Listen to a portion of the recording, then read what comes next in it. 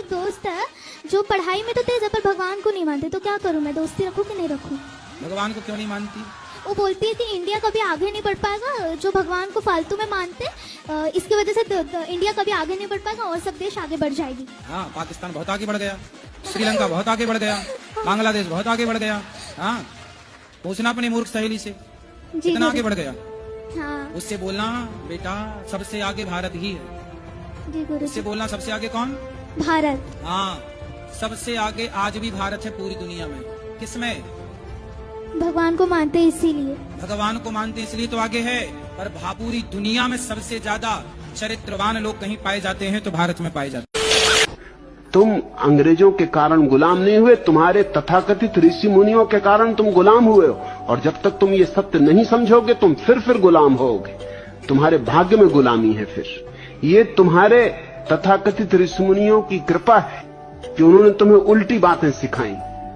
उन्होंने जीवन की बुनियाद तो तुम्हें दी नहीं और जीवन के शिखर की बकवास शुरू कर दी। काखागा सिखाया नहीं और तुम्हारे हाथ में कालिदास के शास्त्र पकड़ा दिए। भारत एक बुनियादी भूल में पड़ा रहा है।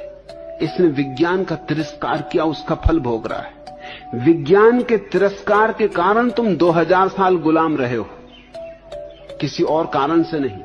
और अभी भी विज्ञान का तिरस्कार किया तो तुम भ्रांति में ही हो कि तुम स्वतंत्र हो। तुम्हारी स्वतंत्रता 2 मिनट में मिटाई जा सकती। क्या करोगे तुम अणुबम के मुकाबले? क्या करोगे तुम हाइड्रोजन बम के मुकाबले? तुम्हारी स्वतंत्रता दूसरों की कृपा पर निर्भर है, ख्याल रखना। तुम्हारी स्वतंत्रता 2 क्षण में मिटाई जा सकती। और हमें शर्म भी नहीं आती ये कहते हुए कि फिरंगियों ने हमें गुलाम किया। तो तुम गुलाम हुए क्यों? इतना बड़ा देश, 40 करोड़ का देश, कुल 3 करोड़ संख्या वाले देश का गुलाम हो गया। चुल्लू भर पानी में डूब मरो, इसके पहले कि इस तरह के प्रश्न पूछो। शर्म भी नहीं आती? 40 आदमियों को 3 आदमी गुलाम बना ले और फिर भी गाली दें कि इन दुष्टों ने हमें गुलाम